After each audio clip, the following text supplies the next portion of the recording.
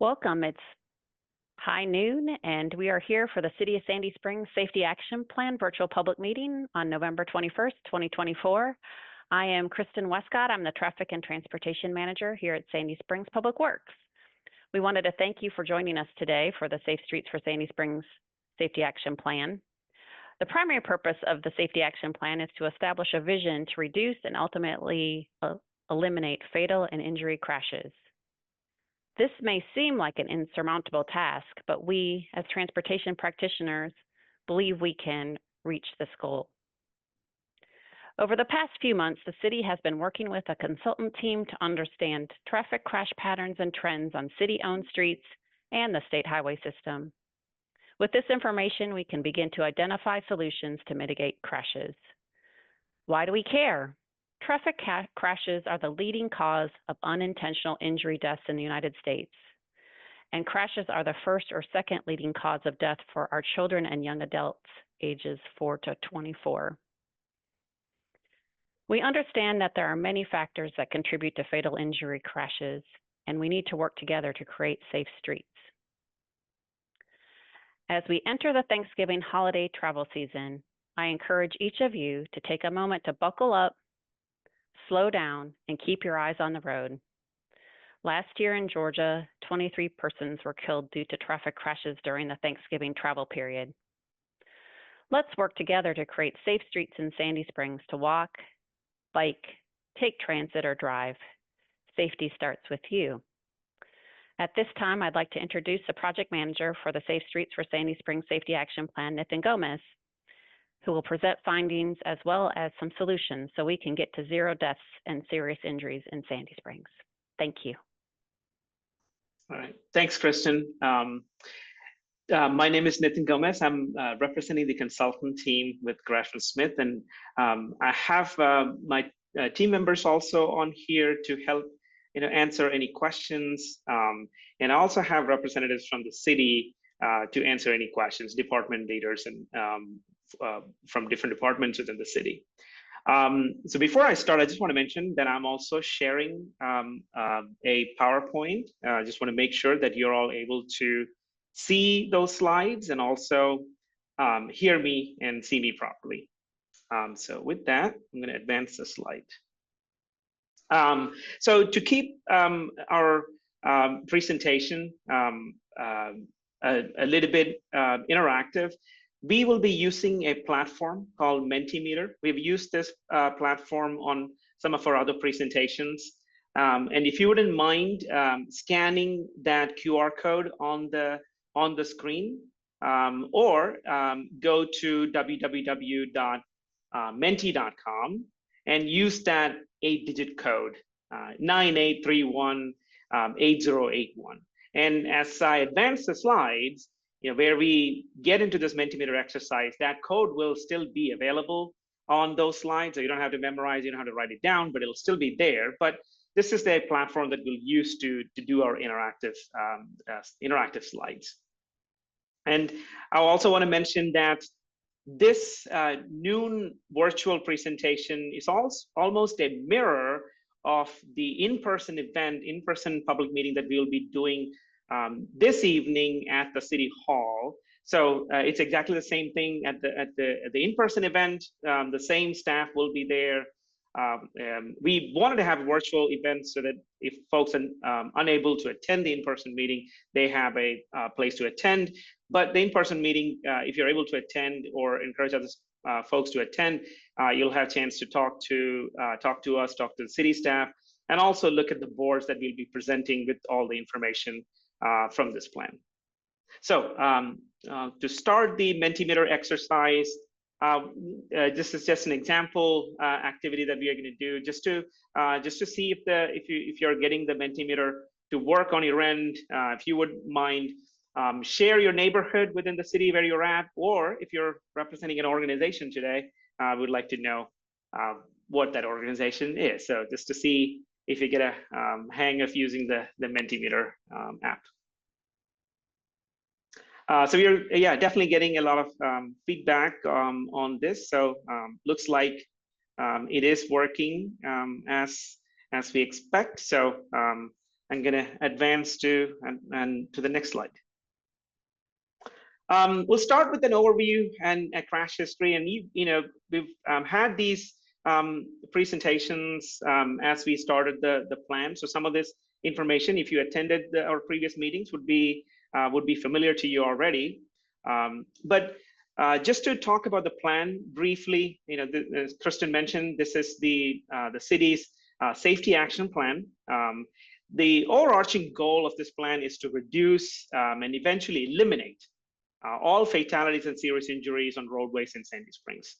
And this plan is partially funded by a grant through the federal government. The Federal Highway Administration has a safe system approach on which this plan development is based, which acknowledges that humans who uses our transportation facilities, whether it be by walking, biking, driving, or taking transit, do make mistakes.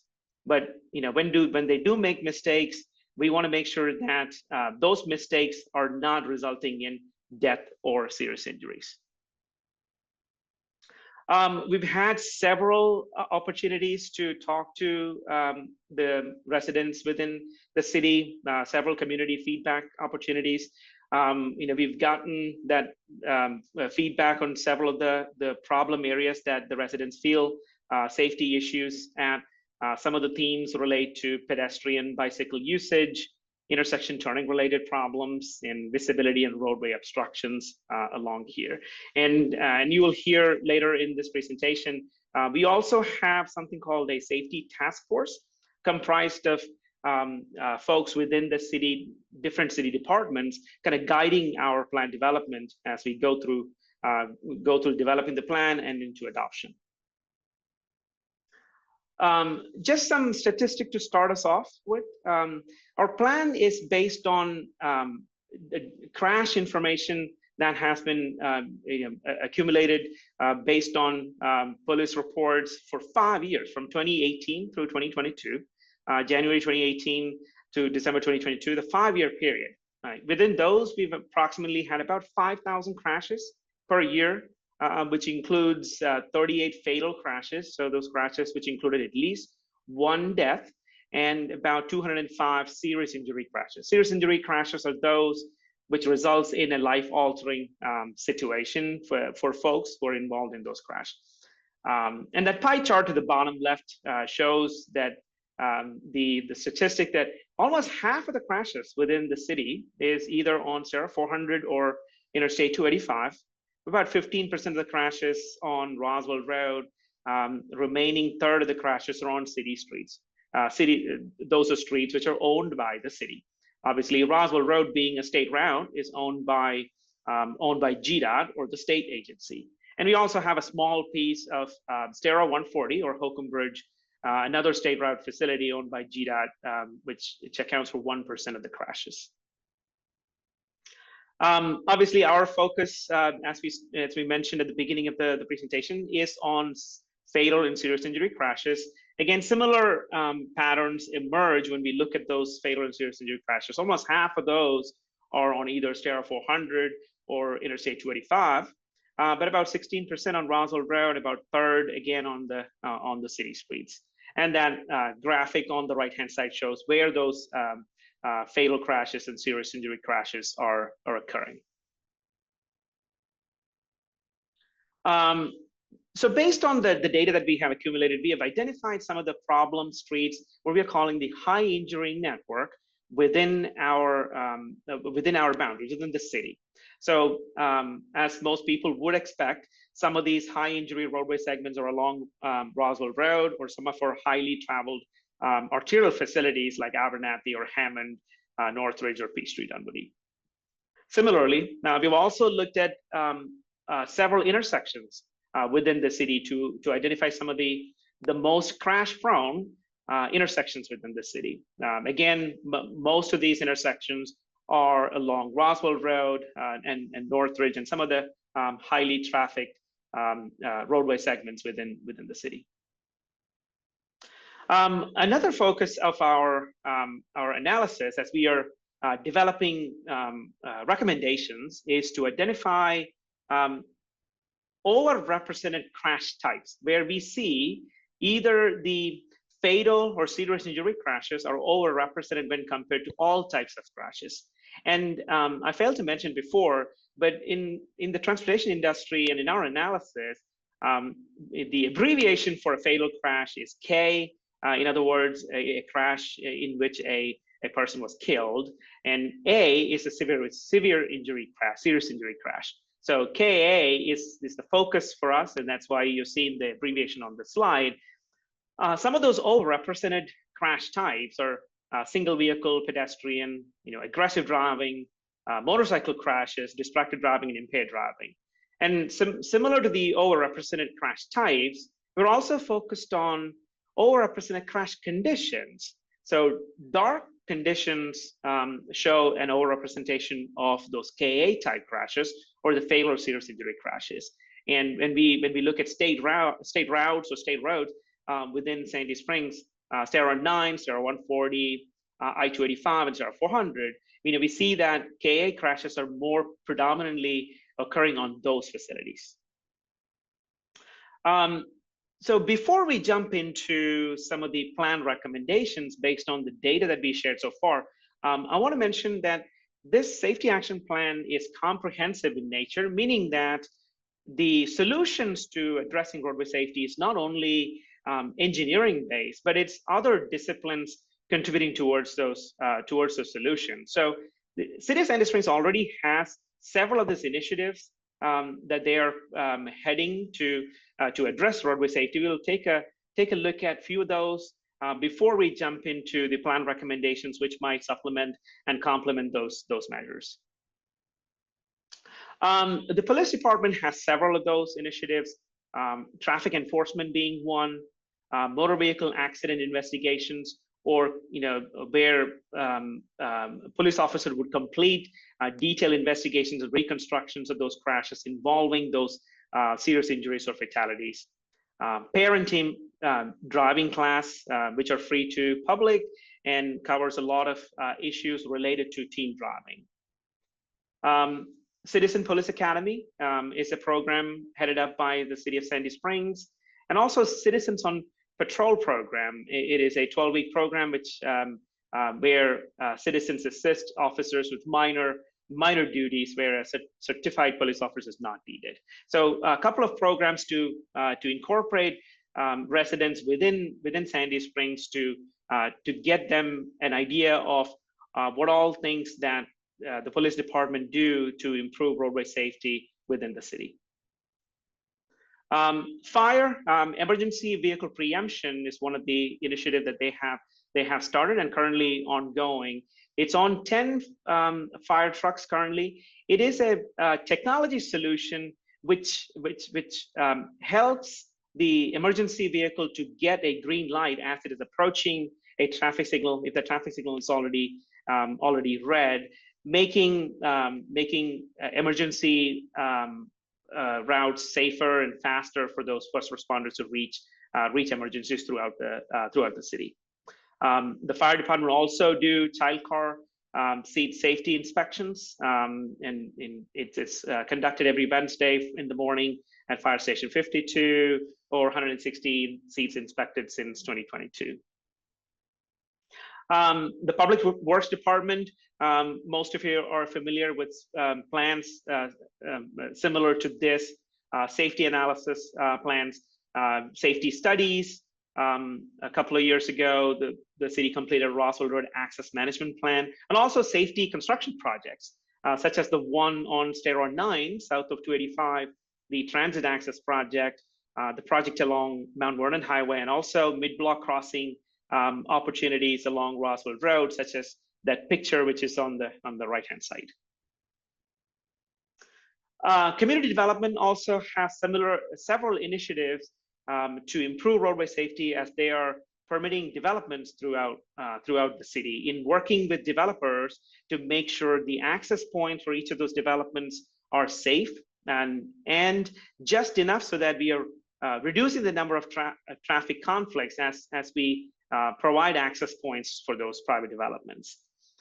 So, one of the initiative is complete street design to ensure that as new development or redevelopment happens, that redevelopment coincides with a complete street design adjacent to that development, such as wider pedestrian paths, separate spaces for cyclists, and also better landscaping, trees, and lighting along the developed roadway.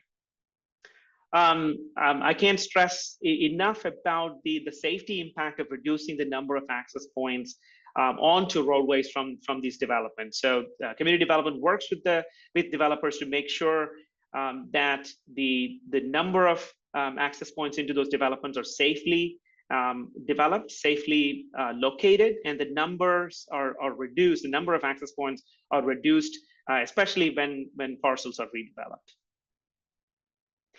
They also coordinate with other departments within the city to ensure that the development happens in such a way that at the end of the day, we are receiving pedestrian-friendly facilities, bike-friendly facilities to access those developments.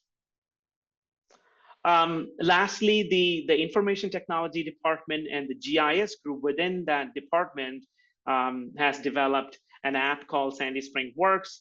Some of you might be familiar with that for residents to report non-emergency work requests. Another app to report potholes and repair potholes and monitor the addressing those non-emergency work requests. Also to report fallen trees, to make sure that information is displayed for public to see. And they worked with other departments, and including this plan, to make sure that the data is available for us to do this kind of data-driven analysis. So at this point, I'm going to pivot to talking specifically about the implementation portion of this plan, some of the recommendations that we have come up with based on the analysis that we have done as part of this plan.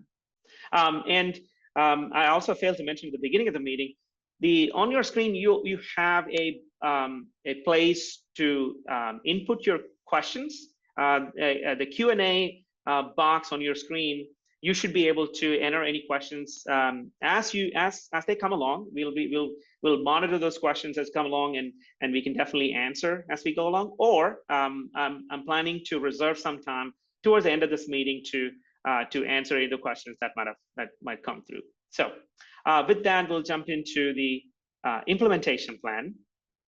And like I mentioned when I was talking about the initiatives that the city has to address roadway safety, this safety action plan is comprehensive in nature, meaning that it's not just one department addressing roadway safety, but a multifaceted approach to roadway safety. So from that standpoint, the roadway safety management is based on something called a 6 E's framework, and each of the E's is that one dimension of addressing the roadway safety. The first one being education, educating the public, enforcement, encouragement would be strategies to encourage safe driving behavior. Evaluation is the 4th E, emergency response, to make sure the quick response when an emergency or an incident happens on our roadway facilities. And the last E being the engineering E, which most of us may know more about those as those infrastructure projects, the plans or the construction projects that the city put forth. We'll look at each of these E's in detail, and then as we look into each of those E's, we have an exercise for you to provide some input based on each of these areas. So with that, we'll start looking at the education dimension. The first one is Safe Routes to School. It's a program to encourage walking or biking to schools within communities, and as by doing that, encouraging safety at an early age within our community. So we have opportunities to to encourage participation within this program among all schools within the city. So working with Fulton County on this. Having crossing guards at crossing locations, prioritizing these kind of programs in disadvantaged communities within Sandy Springs. A second initiative would be state and national safety campaigns. So working with local partners or with community organizations within our city to advance campaigns such as Don't Drive Distracted campaigns, to encourage better behavior for different populations within the city. Last, within the education arena would be working with local communities to actively engage in education programs within the cities, such as organizing neighborhood mobility justice tours, or asking even local businesses to distribute safety materials or partner with the city in conducting safety workshops.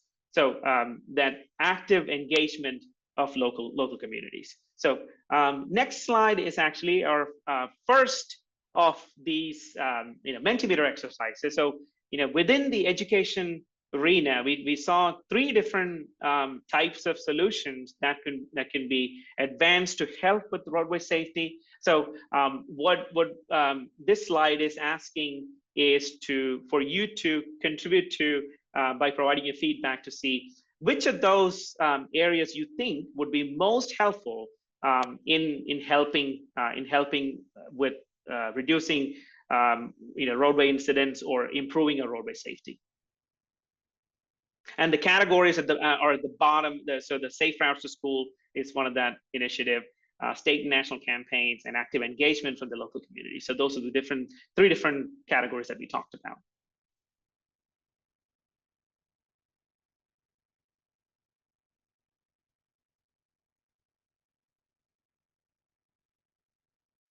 So I think we've gotten a lot of the responses. So thank you for participating and giving us this feedback. Looks like both the Safe Routes to School and the active engagement are both favorable ideas under education. So thank you. So moving on to the next E, which is enforcement. As we were doing our analysis, a lot of our analysis revealed that most of the safety issues that we are having is related to behavioral patterns that we have when we are driving. Each of us are driving, or each of us are interacting with the roadway transportation system in our city, such as impaired driving or distracted driving, driving with a cell phone in hand, and so on and so forth. So enforcement is such a big piece of our implementation plan, and making sure that we develop and inculcate that safe driving behavior within our residents and the folks who drive within Sandy Springs. So some of the facets of enforcement are having target enforcement in high crash areas, restructuring crash reports, or making sure that there is a focus on alcohol or drug impairment, distracted driving, and other unsafe travel behaviors when we record the crashes. School zone enforcement is a big focus on several communities, and it could be similar focus for Sandy Springs. By working with Fulton County Schools to ensure that those enforcement needs are met at those at the local schools within Sandy Springs, to ensure those behaviors such as speeding and illegal maneuvers at and near the school facilities are reduced. Another one is automated speed cameras. Georgia law now allows jurisdictions to install automated speed cameras at school zones, and right now it is not allowed in work zones. That is, work zone is also an area where we see a lot of serious injuries. So one of the things that the city could do is work with state legislators and see if that is also a a permitted use that they can legislate to allow automated speed enforcement in work zones. We all know that we have a lot of construction activities planned along 400, Sarah 400 and I-285 for the near future, for several years into the future. So this is a big focus to ensure that when we have construction zones, they are safe for the workers that build those facilities for us. Enforcement campaigns, participating in campaigns to educate people about speeding, DUIs, and hands-free law. Expansion of the police department to make sure that the department has enough resources to make sure the roadways within Sandy Springs are safe, and allocate those funds to hire the additional officers to expand the enforcement activities. So similarly, we're going to do another Mentimeter exercise to see. We looked at 6 different initiatives within the enforcement facet to see which one you think would be the most helpful ideas to help reduce crashes or improve roadway safety within the city.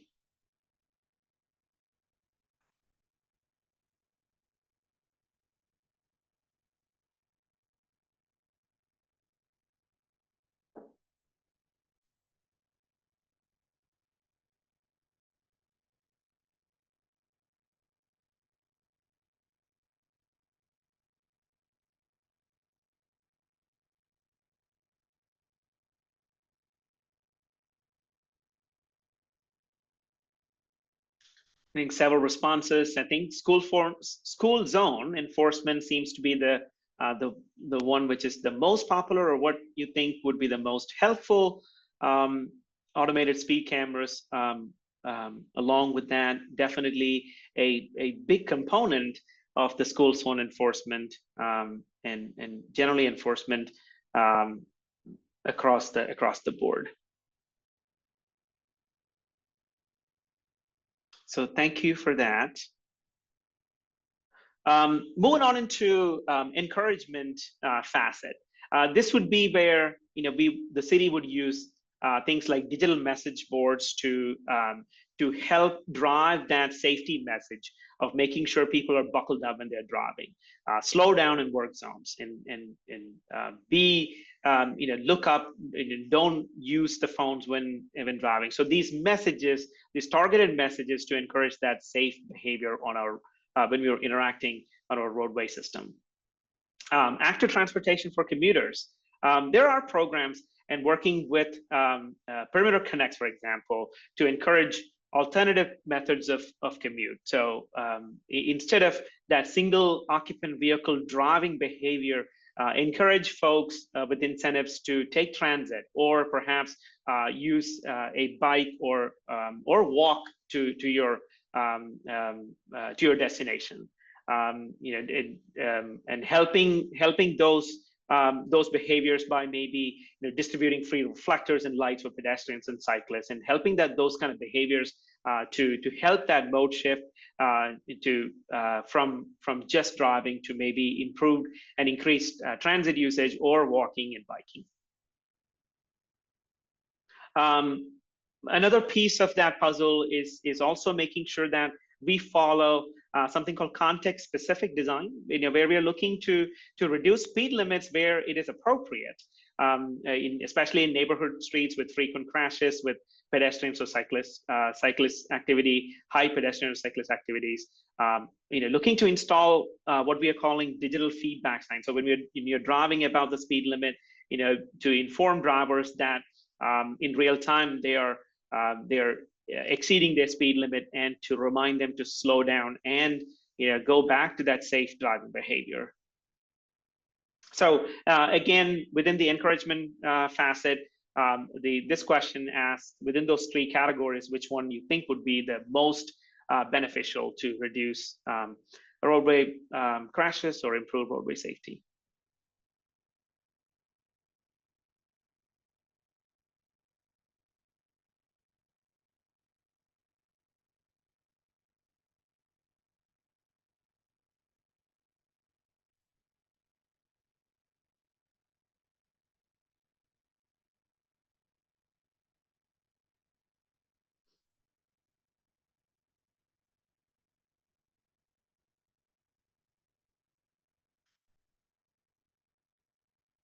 context-specific design seems to be the one which is most popular. So thank you again for those responses. On to the fourth E. I mentioned at the beginning of this meeting that this process have been guided by participation from all departments within the city in forming a safety task force. So this recommendation would be to continue that task force and expand by including other interested parties such as Leadership Perimeter or representation from our state agency, GDOT, or say organizations such as Safe Kids Georgia, and other organizations who are interested in reducing fatal incidents within our city, and also who have an interest in improving safety within the city. Track progress towards what is termed Vision Zero, which is a nationwide program to reduce and eventually eliminate all fatalities within our nation. So and as such, evaluate projects and strategies when they're implemented to make sure that they're contributing towards reducing and eventually eliminating all fatalities and severe injuries. Equitable investment in traffic safety, making sure and prioritizing funding for disadvantaged communities. So communities where improvements have lagged compared to other parts of the city, or communities where there are folks whose options are limited to, say, only transit or walking, for example.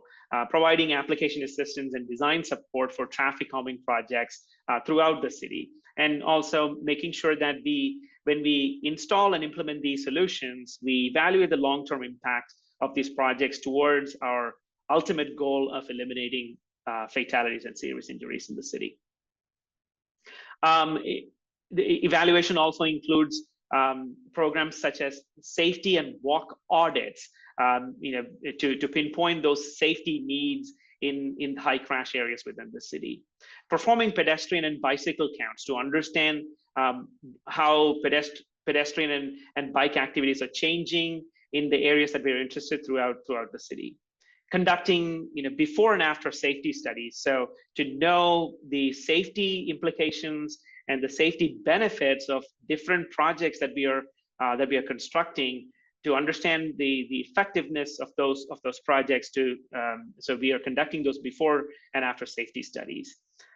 Incorporating technology solutions such as AI to understand near miss crashes. Data has shown that for every crash, there are so many more near miss crash events that happen. So and those happen at places where we do expect to see crashes. So using technologies such as advanced camera detection systems to do an AI-based study to see where near miss crashes are happening at levels of high levels, to understand what can be done at those locations. And also community-led traffic calming programs, creating a grant programs for neighborhood to apply for funding from the city to implement temporary traffic calming projects. Similarly, we talked about several of those categories. Also, this question asks, which of those categories would you think would be the best in improving roadway safety throughout our city?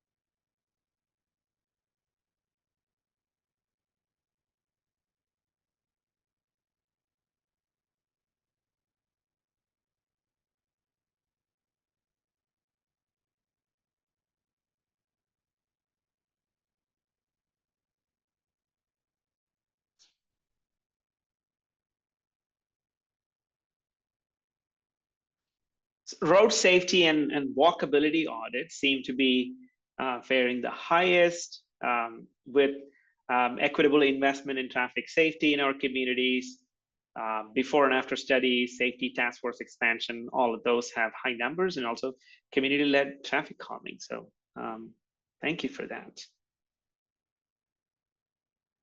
The second last E, or the fifth E, the emergency response, time task force, involvement in time task force to make sure that our police and fire staff have time to participate within this task force to stay up to date on the best practices within incident management and emergency response.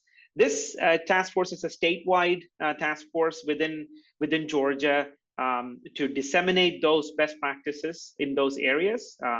So we definitely want to make sure that we have adequate funds to ensure that City of Sandy Springs also has the ability to participate in those task force and learn and bring the best practices and implement that back into the city.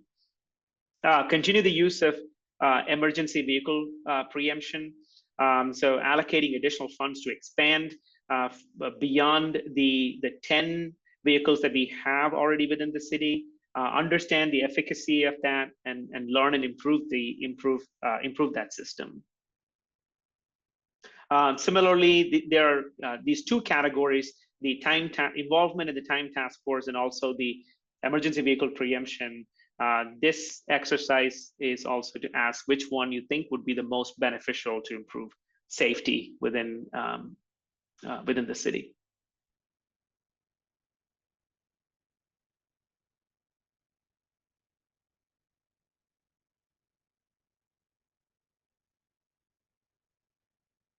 The emergency vehicle preemption seem to be get the most likes. So thank you for that.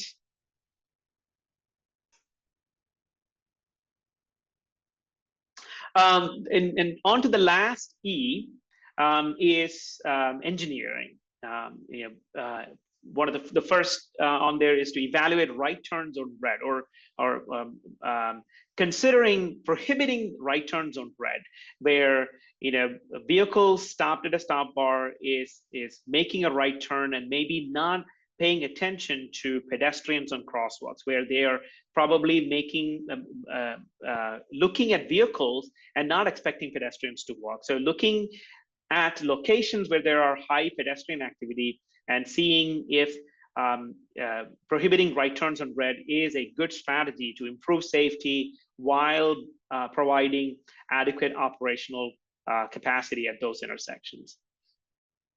Leading and exclusive pedestrian intervals. A leading pedestrian interval at signalized intersection give a few seconds of head start for pedestrians to start walking even when the traffic signal is red. So when the vehicles are not moving. So it gives a head start for pedestrians so that the pedestrians can get into the crosswalks, establish their position, and make sure that they are visible to the vehicles making those turning movements. So considering leading pedestrian intervals and looking at the efficacy and evaluating at signalized intersections where that treatment is a good treatment to establish or to implement rather. And also considering treatments such as exclusive pedestrian intervals, or sometimes referred to as pedestrian scramble, where we are allowing the pedestrians to cross in any direction while completely shutting down vehicle movements for a few seconds, so that they can cross even diagonally across the intersection at locations where there's a high pedestrian activity. So evaluating whether an exclusive pedestrian interval would be a good strategy at select intersections with high pedestrian activity. Pedestrian-friendly design, making sure that our construction projects consider solutions such as raised crosswalks, pedestrian refuge islands, mid-block crossings, to ensure pedestrian safety while they're accessing all legs of the intersection, considering projects such as expanded sidewalk space, temporary projects such as expanded sidewalk space, and outdoor dining during weekends and events. Incorporating transit access into design. We have Roswell Road, which is a MARTA corridor, enhancing the pedestrian experience to use transit at those locations. Upgrading bus stops in commercial areas, such as to include better lighting, seating, and shelters. Retroreflective infrastructure. This is such a good treatment to ensure that people see the roadway as they are traversing especially during low light conditions. Ensuring that the signage is illuminated at high crash intersections. Starting initiatives such as safe corridor initiatives, where we are designating certain roadways, certain high-speed roadways, with enhanced enforcement, stricter penalties for traffic violations, and so that we can realize those enhanced or improved safety goals. And then lastly, transit signal priority along MARTA routes. We talked about single priority for emergency vehicles, looking at transit signal priority for buses to make sure that they operate on a reliable schedule. So looking at exploring these options for our MARTA corridor, such as MARTA bus route 5s along Roswell Road. So similarly, on the engineering facet, which of these areas do you think are most helpful to improve safety within Sandy Springs?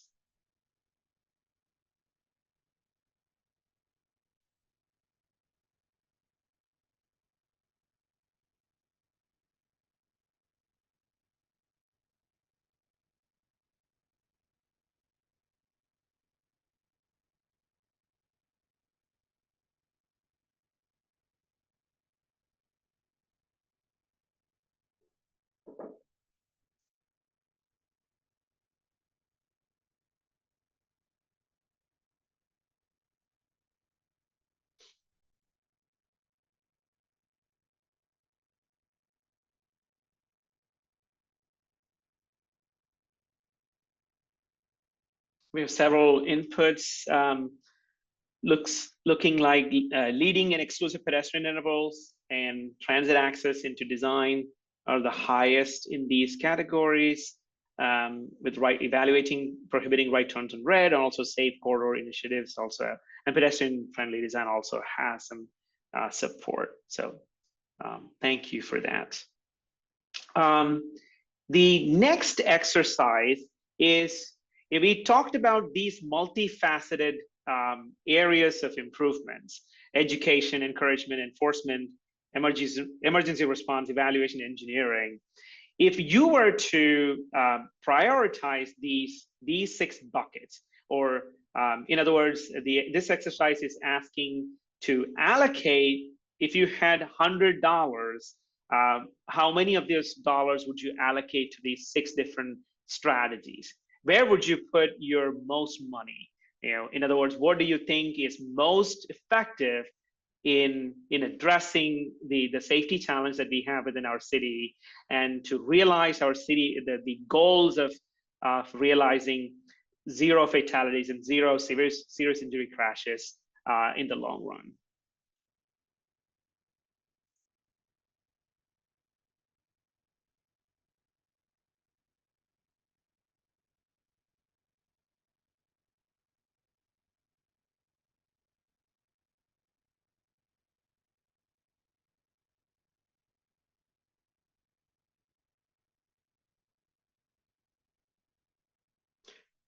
Thank you. Engineering seems to be the highest, with emergency response, a second, enforcement 20%. Oh, I think 21% in line with emergency response. So thank you all for this. So with that, I'm going to pivot once more to talk about those engineering solutions that we identified through this plan development. What we did, based on the data that we gathered, the 5 years worth of data, we analyzed those crash data, understood the crash causing conditions resulting in those types of crashes, and identified several different projects within different buckets. And we, based on the cost, ease of implementation, the effectiveness of those projects in addressing those failure and serious injury crashes, we put them into different buckets. And this slide shows the near-term safety improvements, those that can be completed in a time frame of 1 to 5 years. We identified 20 different projects as shown in this graphic. And in this virtual session, we don't have detailed descriptions about individual projects. We do have those on the boards that we'll be sharing at the in-person meeting. And those boards and this presentation will be made available on the website for you to see, share with your colleagues, friends, family, anytime.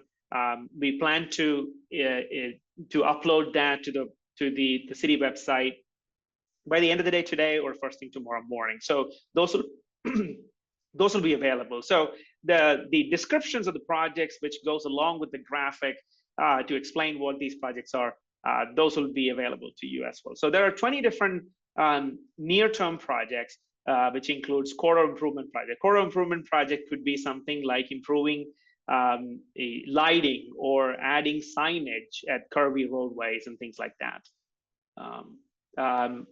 Short-term safety projects are those that can be completed within 6 to 10 years. Now we start to see some of those intersection improvement projects, which might be roundabouts or traffic signals, pedestrian crossing treatments. We have 37 midterm projects. And now we start to see some of the bigger projects, and one of them being an access management project along Roswell Road, or a bridge widening project. So some of those bigger projects we start to see. So the 11 to 20 years of those midterm safety projects. And then lastly, we have the projects which will take more than 20 years to complete. There are 72 different projects in that bucket.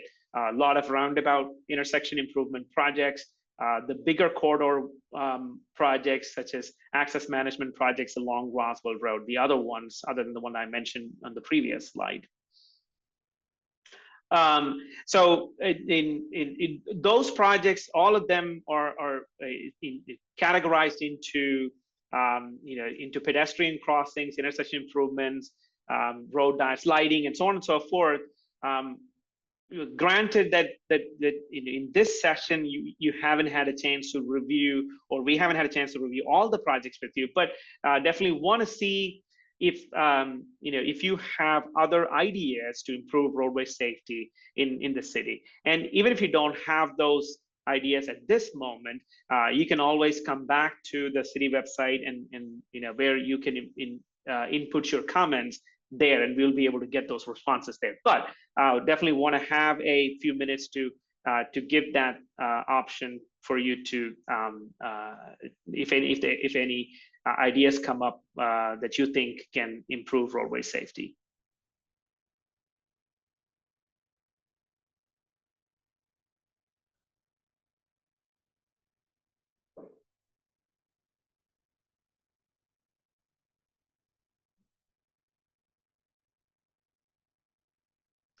One comment came with legislation, enhanced legislation to enforce the current laws that we have on the books.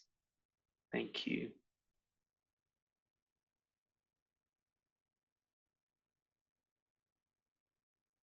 Speed limit reductions coupled with enforcement.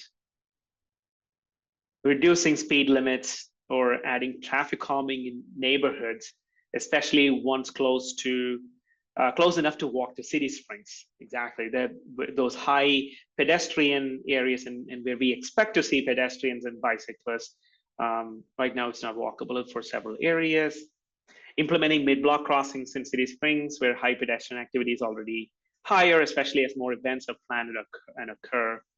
It's a great point. Thank you.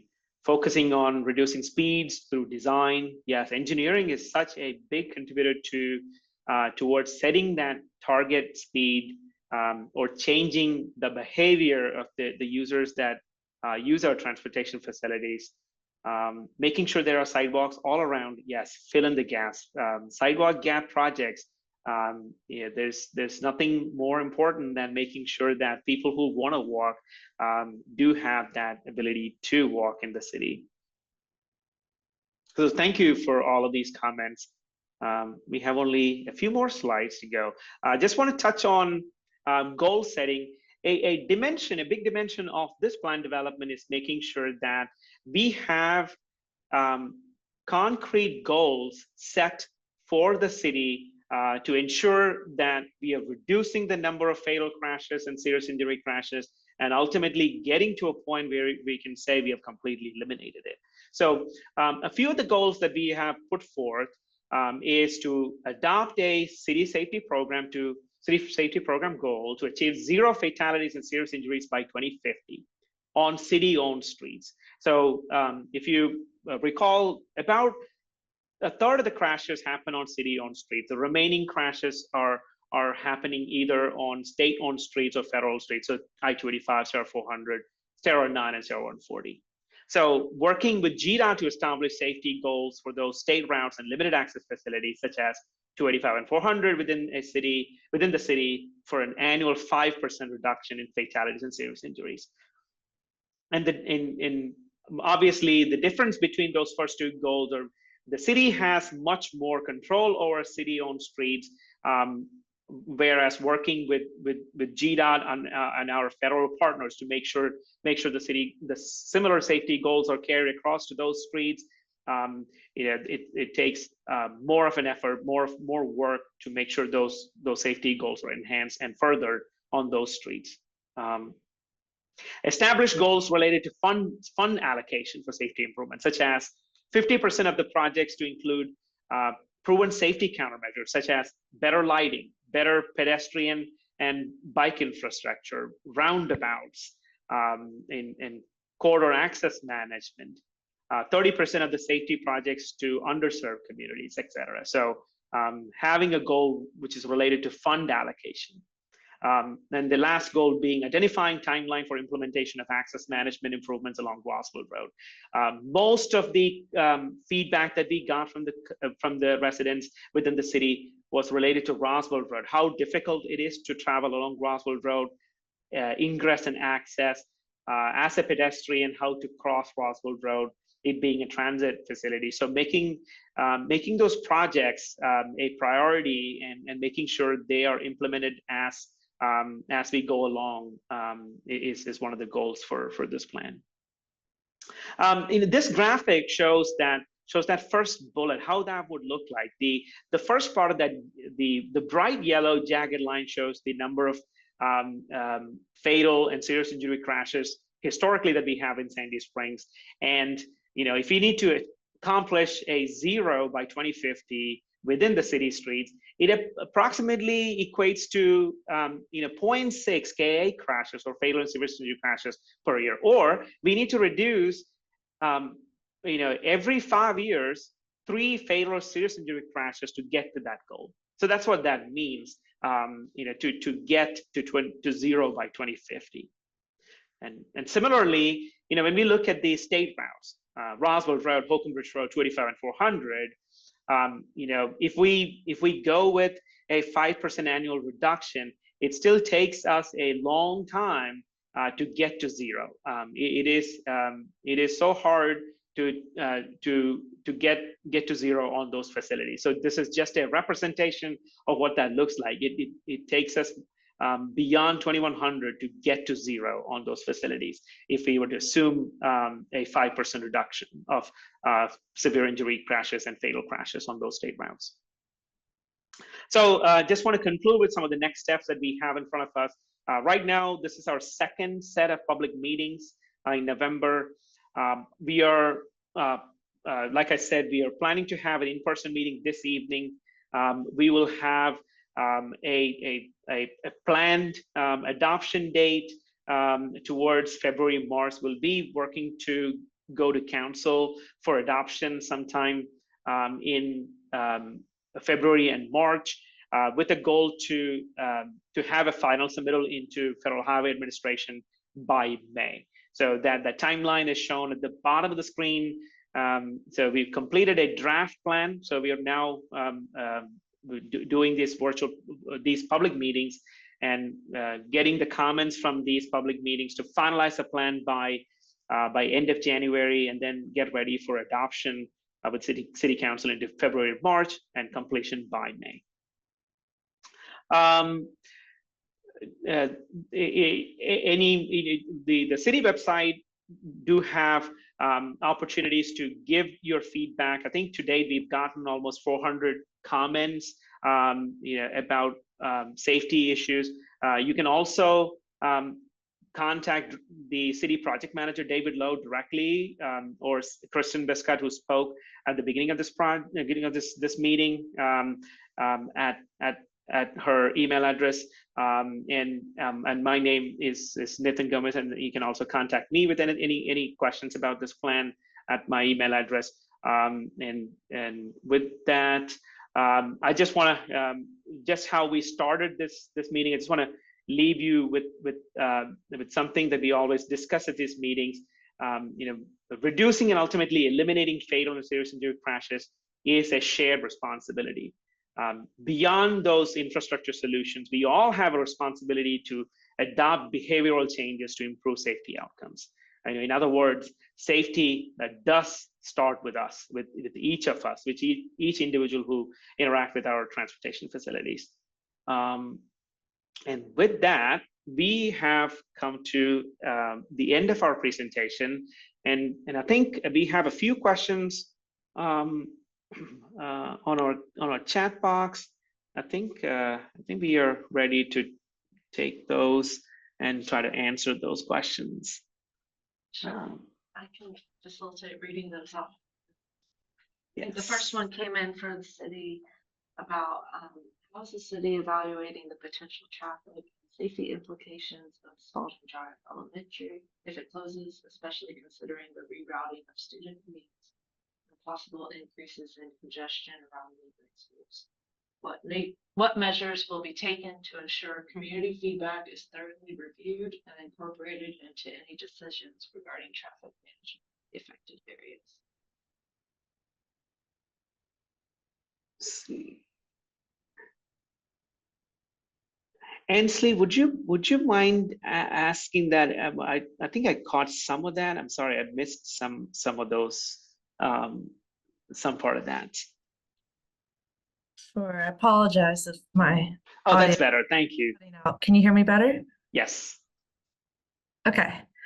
The question was, how is the city of Sandy Springs evaluating potential traffic and safety implications if Spalding Drive Elementary closes, especially considering the rerouting of student commutes and possible increases in congestion around neighboring schools?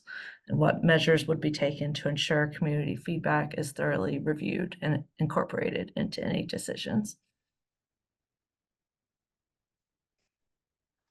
Kristen or David, is that something that you would like to answer related to the closure of the Spalding Elementary and associated impacts? Sure.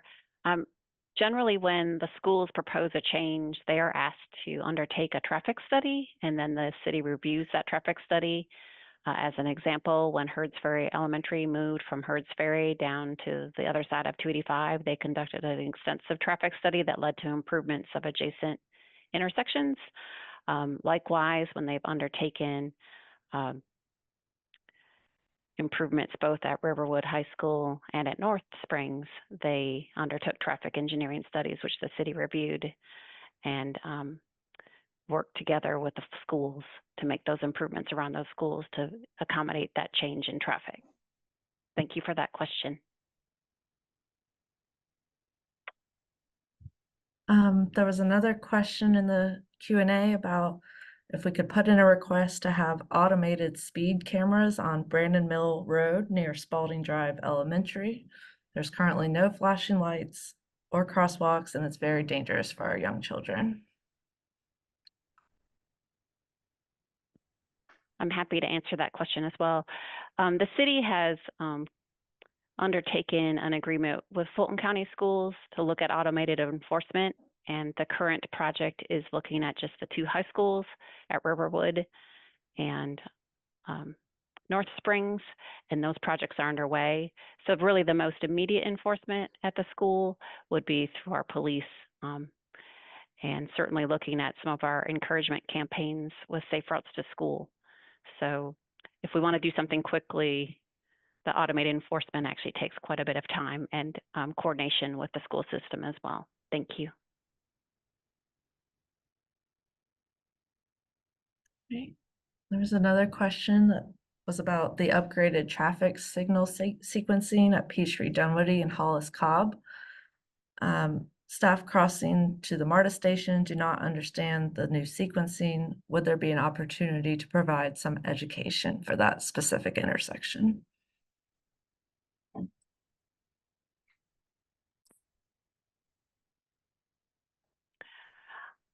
I think that is a good opportunity for us to work together with the hospitals to disseminate information about how that has changed with the flashing yellow arrow and pedestrian leading interval. Thank you. And I think the last question here was, any particular reason why speed reduction wasn't identified under the engineering priorities? No particular reason. I believe we have speed reduction strategies within our recommendations. It's not for any particular reason. It's not under engineering. It's within our recommendations, but and not necessarily saying it's not part of engineering.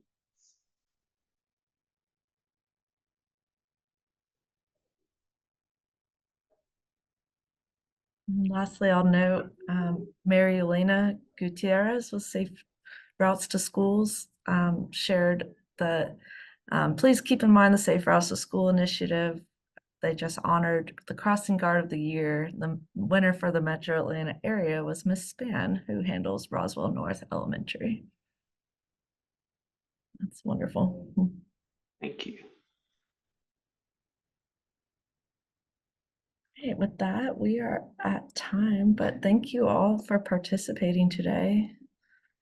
We will be. Yeah, thank you. I definitely want to encourage everybody to come to the in-person meeting, or again, encourage your family, friends to attend the in-person meeting. We have the same information and more boards, and we will have people on stand to answer any of your questions, with also representatives from each of our city departments. So yeah, thank you for today. Kristen, any parting words, last words? Just wanted to thank everybody for taking time during their lunch to join us today. And we are looking forward to working with the entire community to create a safe Sandy Springs. So thanks so much. All right. Thank you all.